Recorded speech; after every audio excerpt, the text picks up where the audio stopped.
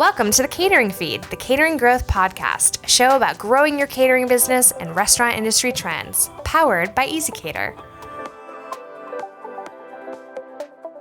Hi, Catering Feed listeners. This is Genevieve Babineau, your host, and we have a total treat for you today. My dear friend Chaz Patrick is with us in the podcast studio from Birmingham, Alabama. Hi, Chaz. How you doing? I'm great, Genevieve. How are you? I'm doing so well. So happy that you're here. Chaz and I have known each other for almost a decade. We met both very early on in our restaurant operations careers, and Chaz has been an incredible leader in operations, training, hospitality. He was with me at CPK for a good portion of time, and now he's gone on to become a leader at Jim and Nick's as the director of training. So, Chaz, I would love for you to share some insight with the listeners on what your career has been like. Sure. Well, like you said, I've been blessed to be in the restaurant industry for 12, 13 years now, and came up in the operations side of restaurants, working as a bartender, server, and a manager eventually.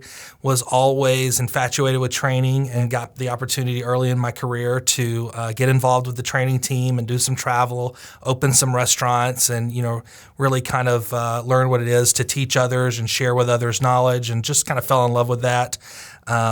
As you mentioned, most recently joined the Jim and Nick's barbecue team out of Birmingham, Alabama, and working with their training team now, which has just been a blast. Great company, awesome food.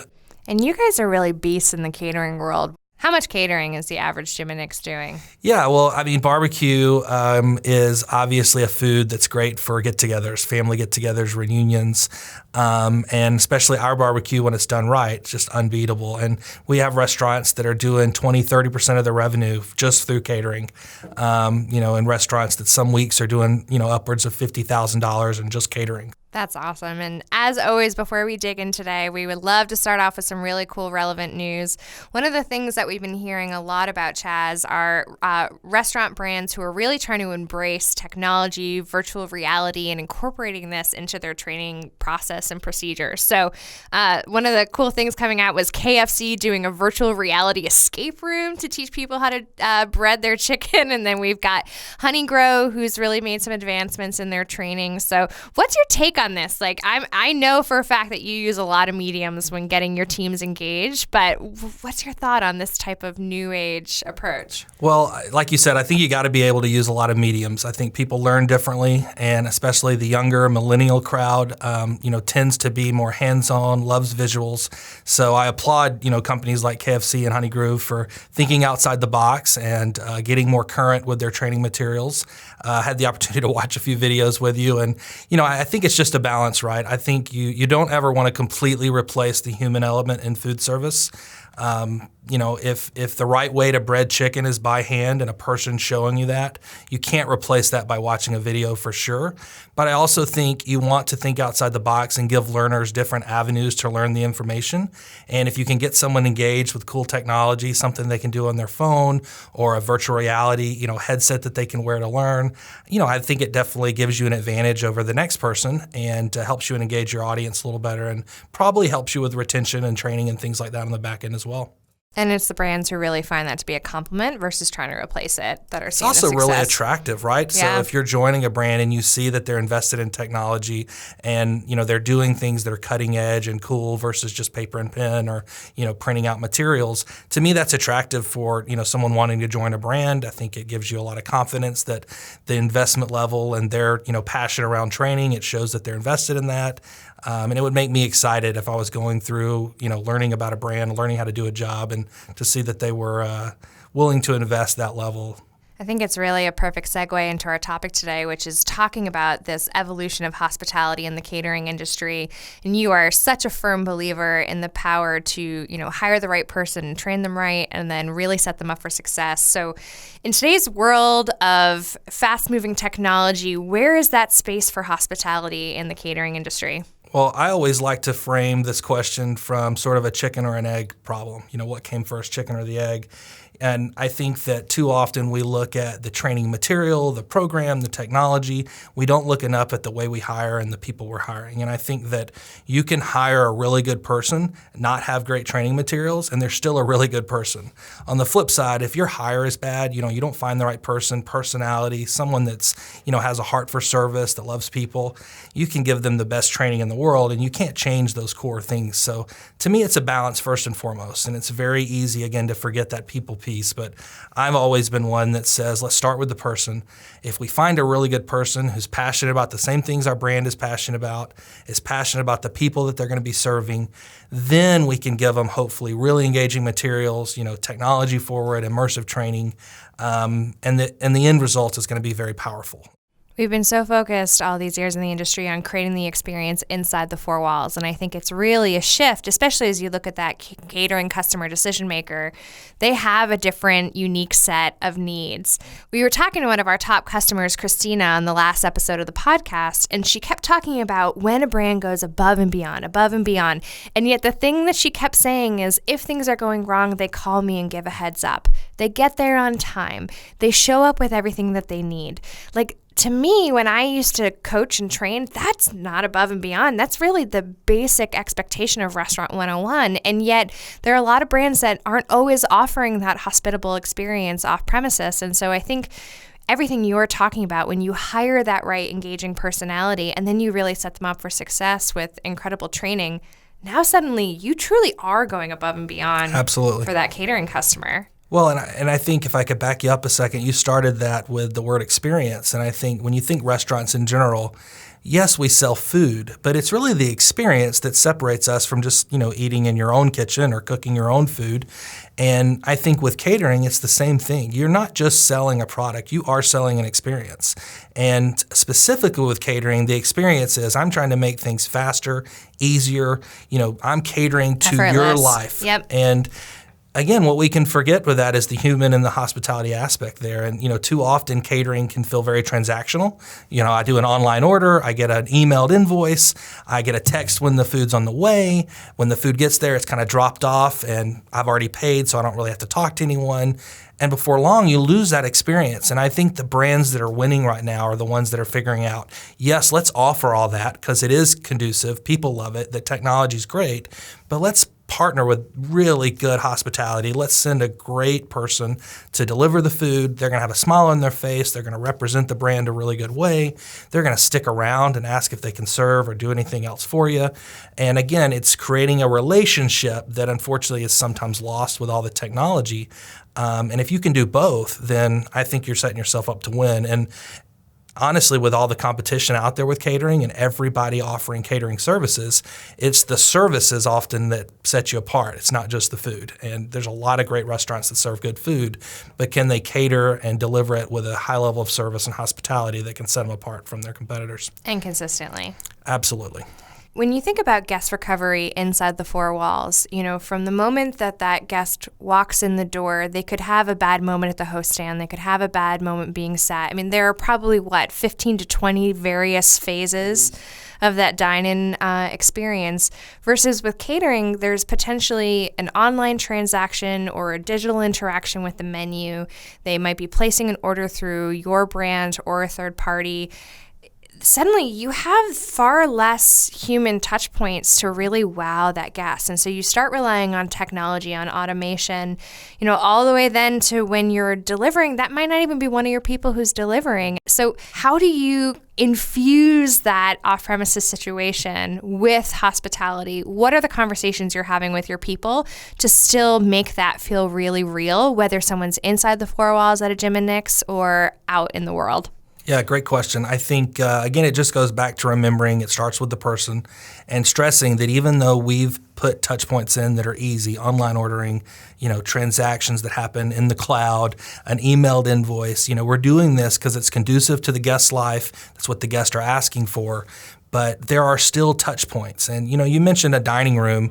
You have an advantage in a dining room that you can generally fix something as it comes up. You see someone with a sour face, or you see food taking too long, or a drink gets spilled, and if you're proactive or at least really quick reactive, you can fix it for someone.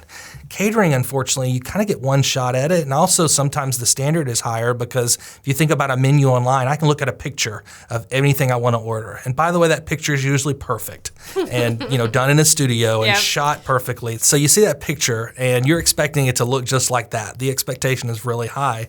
And so really from a guest services and hospitality point of view, you have to really be more on your game when it comes to catering. And I think building in touch points, some things that we love doing at Jim and Nick's is something we call a comfort call, which is, generally 24 hours before I deliver a catering order, I want to reach out to you in some way. Could be over the phone. At the very least, I'm going to email you, and I just want to check in to make sure we're on the same page. I know what food I'm bringing. I know what your needs are. Are there any weird other things that we haven't talked about that I can do for you to make the experience better? And again, even though most of the transaction might have been online or over the phone or even through an email, it creates a relationship touch point. You know the name of your driver that's coming. You know who's delivering the food, what time, who they are, those kind of things. And it then creates a moment when I get to the delivery to introduce myself. Hey, I'm Chaz. We talked on the phone yesterday. I've got you set up here. Here's something I thought about based off the conversation that might be great for you, a little surprise and delight. And again, you're just looking for ways to separate yourself from your competitors by just being over the top nice, delivering a hospitality experience that quite honestly, most people aren't delivering these days. And then, the last piece that I think is really important is, with catering, sometimes we think we drop the food off, we get the money, and the transaction's over. And you think about in the restaurant, that last moment at the host stand where you tell someone thank you and appreciate your business and please come back and see us. How do we do that with catering? Is it good marketing materials that we leave there? Absolutely. Is it the tech forward stuff like emails and things we can do with apps and all that fun stuff? Absolutely. But it's hard to replace just that follow-up phone call or text that could be as simple as, hey, how was the order? Was it perfect? Can we learn anything? People, I think, fail to realize how big of a deal that is to people, that you cared enough to call me back just to make sure everything was okay. I didn't complain. I didn't call you. You called me, and you gave me a chance to sort of tell you what I would have, done differently or what I could have done differently. There's so much less likely to just go on some review site or trash your brand if there's one bad experience, but come back to you and say, hey, this was less than perfect, or can we have another opportunity to give this a shot? And I love that comfort call. I think I can imagine in the hours before an event or that day before, that's when your mind starts racing, thinking, oh God, is everything okay? Or did I order enough food? And that's exactly what it is. It just creates a real sense of trust that the process is going to be great the next day. Because the next day, they don't have time to be worrying. And at that point, you're distracting from building that brand out. Yeah, you use the word trust, and I think that's perfect. Typically a catering order is for a bunch of people, but one person owned it. They put the menu together, they planned it, and so they're naturally nervous that they're feeding 200, 300, 1,000 people, and that 1,000 people have trusted them to get the food right, and now they have to turn that trust over to you at your restaurant. And so building that level of trust and being able to tell someone, I got you. Don't worry about it, I got you. Here's how, is a big deal. And I think the other cool thing about catering is not only does 1,000 people get to try my wonderful barbecue, learn about my concept through someone else, if you will, but generally people that order catering order a lot of catering. It's not a one-time thing. They're ordering it weekly or at the least monthly. And even if it is like a family thing, a wedding or a reunion, there's going to be 25 other people there that are planning the same thing within the next year. And so building that level of trust to me is one of the biggest deals as far as, keeping your guest and, building repeat business with those guests. How do you create that excitement around, I think it's about the details, right? Sure. How do you drive that excitement and interest in your employees to say, I care about this spread looking beautiful. I care about food knowledge. I care to be able to really paint a picture for this customer and why this catering is creating this nostalgic experience for them. Well, I think it starts with the person you hire has to be passionate about restaurants and people and the food. And, we're really fortunate. We're able to give our catering managers training very similar to what we would give a restaurant manager. They're going to learn the food and learn the process processes. And the reason that's important is in a kitchen like ours, where we're, again, no microwaves, no freezers, you're making food from scratch every day. And to develop an appreciation like that, you've got to get your hands dirty. You've got to make the mac and cheese. You've got to, crush the potatoes for the potato salad, those kind of things. And that appreciation then translates to when you're out in the field and a guest is trying that potato salad, you're able to say, well, let me tell you why it's so good, because, we make that every day. And I actually got to make it, and hopefully they're not sharing our recipes, but it's definitely a passion that you can only build through putting the right time and the right training. And I think that any brand that wants their catering team to be successful needs to focus just as much on the food and the relationship building as they do on the sales training, because sales training, tends to be where we want to focus the most. Like, how do I build sales? And we're putting them through, Dale Carnegie classes or whatever we're putting them through.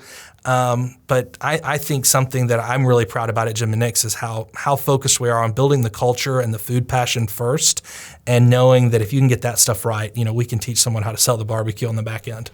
How important is it for your team members to be cross-trained so that they can hop in? I mean, you and I both would maybe be in a different part of the country. We'd be in Texas together, and I would be there coaching marketing and sales. You'd be there coaching operations and training. But, man, if things hit the fan, we were suddenly all hands on deck and hitting the ground running. So how important is that ability? Yeah, well, I think cross-training in restaurants is incredibly important. I think traditionally we've always thought of cross-training in the kitchen as the main focus. And, can I train the same chef to operate two different places? So in slow times or down times, I can get coverage, but also keep an eye on my labor cost.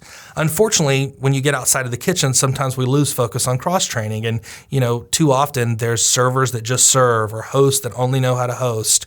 And I think it's important to have people that are comfortable working different areas in your restaurant and even outside your restaurant. Because again, if you've got a great server who knows all about the food, is passionate, people focused, great smile, they're probably going to be a pretty good caterer if you offer them the spot.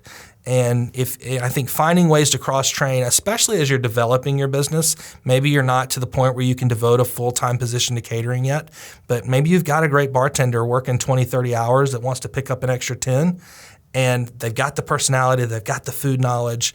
Why not cross-train them and let them help you build that catering position? And as you grow it, maybe cross-training is less of a need because you can offer a full-time position, but it always gives you flexibility. And look, in the restaurant space, turnover and people graduating college and moving on to other careers is a big part of what we deal with day to day.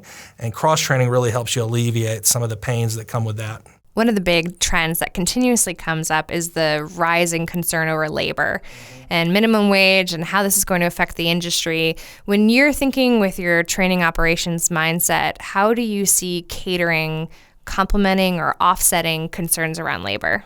Yeah, labor is, always one of the big three, cost aspects of any restaurant P&L. I think that the first thing I always say from a training perspective when it comes to labor is a lot of times we look at it the wrong way. We're worried about how much it costs to train someone. We're worried about the level of investment and how much money we have to spend to get Genevieve ready to take a catering order. And look, it's not to say that you shouldn't focus on that. You should be efficient and be smart. But the better question is, what is the cost of not doing those things for Genevieve? What does it cost you from a guest perspective? What does it cost you from a repeat business perspective? And by the way, when Genevieve's unhappy in 6 months and she leaves for another restaurant, and you now have to hire another Genevieve, not to say there's two Genevieves out there, but that's the real cost. And I think that from a catering perspective, look, the wins are typically I can produce catering food in the mornings, and it doesn't always add a ton of new labor to build a lot of new sales, and there's some wins there. But from a training perspective, I think it's important to know you can't cut costs when it comes to catering training. And also from a labor perspective, going back to what we said, I think you have to be willing to invest some labor if you really want to get catering right. Because a guest can tell if you're trying to sort of cut the edges out, not offer the level of service. And, if you're not investing enough delivery drivers and your deliveries are late or you're having to say no to deliveries, it can really cost you a lot more on the back end. Preach. I couldn't agree with you more. And I think, one of the things you also didn't mention was that investment in the training, what about the investment you would have to make to try to recover that guest, that lack of training results in a horrible scenario? And I think, it's really powerful when you can see how investment in catering training programs also starts to have an impact on sales and guest count traffic inside the four walls. Yeah, nothing frustrates me more than finding out we saved, $15 on not paying an extra cook or not bringing an extra caterer on, and we sacrificed a $1,500 order. The guest is either unhappy enough that now we're comping or discounting the order. At the very least, they're not going to order from us again. Chaz, we've identified what it can do for your business if you do it right, but it takes a lot of work to get it to the place where it's done right. And so it's a big decision for a brand to decide whether or not they're going to truly make that investment in their training program. So, what are the crucial things that a brand should think about when they're investing in those SOP training and making sure people are doing the right thing? Well, I love that you mentioned the word SOP. To me, when you're in a training environment, knowing what the end in mind is and being able to kind of work backwards to develop the steps, the procedures that get you there, and then being willing to commit. This is a big deal. In the barbecue business, our recipes are, 40, 50, 60 years old in some cases. Jim and Nick started in 1985, and some of the recipes haven't changed since then. And there's a right way to do it. We use the phrase one best way. And I think that has to sort of frame your training ideas when you're putting things together to say, we're going to commit to the right way to do things. We're going to add the details. Details are important. And we're going to teach someone sort of step by step how to do those details. And then we're going to put an SOP around it to say, look, you may clean 15 briskets a day, but you're going to clean them the exact same way. We want you to season the ribs the same way every time. We want you to make the mac and cheese the same way every time. And we as a brand are committed to it enough that we're going to give you the steps, give you the procedures, and we're just asking you to partner with us and commit to doing it the same way every time because it is the one best way. Consistency is so important. And you can serve a guest great barbecue 10 times in a row. And on the 11th, you can change one little thing. Yep. And unfortunately, you lose all the ground that you built over those 10 visits. Catering, same thing. Maybe even more important because you're influencing so many people that may or may not have ever tried your food before. All they've heard is how great your cheese biscuits are, and they get an order that weren't made right for whatever reason, and then they go around and they tell people, I had those cheese biscuits and they weren't what I thought they were going to be. And it all goes back because we didn't invest in the training, we didn't have the material or the technology or whatever we didn't commit to, we didn't have the person that was willing to commit to it with us, whatever it is. We messed up somewhere along the way, and we unfortunately lost some money because of it. You just mentioned technology, and I think training with technology is such a unique new experience for a lot of brands. So what does that rollout process look like as you're incorporating new technology that, yes, could enhance your ability to create a wonderful experience, but it also could really be a deterrent? Yeah, well, I think the first important thing I would always encourage when people are looking to train technology or add new technology to their business is, first and foremost, be picky. Don't add technology for the sake of adding technology. You see a lot of restaurants go into the digital host stands these days. Yep. And look, those things have a ton of cool functionality as far as, managing a wait list and taking guest information. But you can also argue at times that a good old-fashioned pen and paper wait list is really effective. And I just always encourage people to first really vet and make sure that they're getting the right technology for the right reasons. And then the second piece is know your audience. And if you're a restaurant that has not had a lot of technology, do it slow.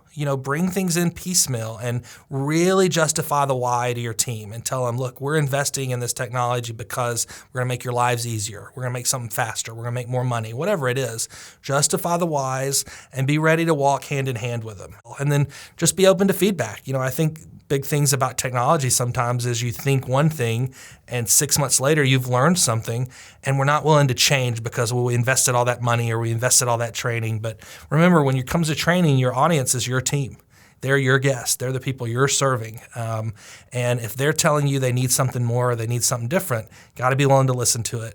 And if you embrace it correctly, it allows you to have that much more connection with the guests. But when done poorly, you suddenly are creating that much more havoc for the guests. And so I think your commitment to truly investing in the right technology program and then rolling it out really intentionally is a make or break. Yeah. One of the final topics that I know you and I are both very passionate about is this concept of culture. And I think you can walk into a restaurant and pretty quickly feel or not whether there's phenomenal culture in that environment. And I think that translates when you're going off premises. So what's your perspective on how to build a really healthy, passionate culture in the food service industry? Yeah, well, I completely agree with you. You can definitely feel it in a restaurant or on a catering delivery. I couldn't agree more. And I think that without being too repetitive, starting with the person and hiring for culture, hiring people that are naturally smiling, naturally nice, things like yes ma'am, no ma'am, those kind of things that unfortunately just not everybody is committed to doing. But I also think how you shape your training and how you shape the core beliefs of your brand. Plenty of brands say we put people first. That's like a tagline, right? Unfortunately, we all know that not all brands do. And you could argue maybe most brands don't, right? And I've always been under the feeling that if you put people first, your people, they will turn around and put your guests first. And those guests will then reward you with their money, with their business, their loyalty.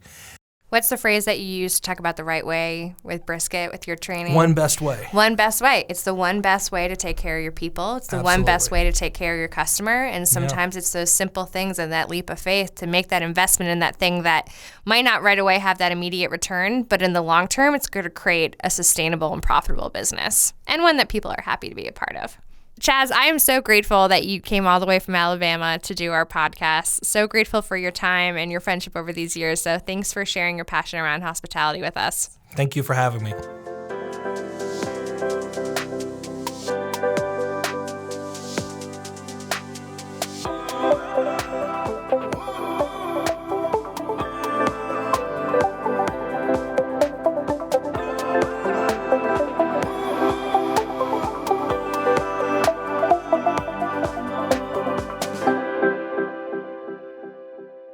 Thanks for listening to the Catering Feed, powered by ezCater.